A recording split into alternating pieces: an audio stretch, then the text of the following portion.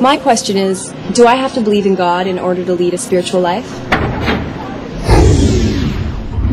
Actually, if you just believe in God, you can't live a spiritual life. We can't enter spirituality based on belief, because beliefs aren't based on what spirituality actually is. They're fantasies of how we'd like it to be without doing anything to find out what it is. How do you know when you're in a place? Only by the sensation that you have within your own experience. If you go by anything else, then you don't actually live there. You just live as though you live there, as though there's an all-inclusive loving force. And spirituality isn't vague or abstract.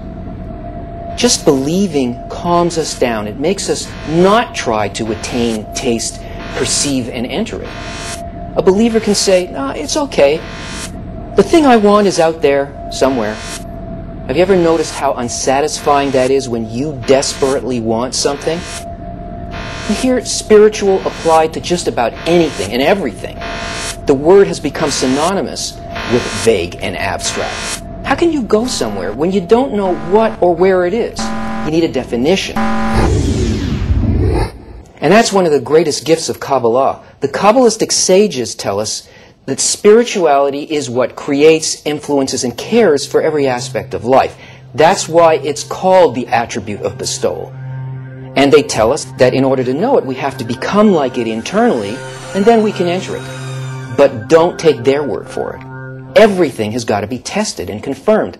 And to do that, you've got to set aside your beliefs and your assumptions and apply their method, just like in any science, and see if it works or not. According to Kabbalah, the meaning of faith is not belief, but it's a direct sensation of the Creator. It's an inner impression that is as tangible and as repeatable and real as any human experience. Oh, and by the way, there's 3 types of faith. Faith below reason, faith within reason, faith above reason. But I guess that's another question.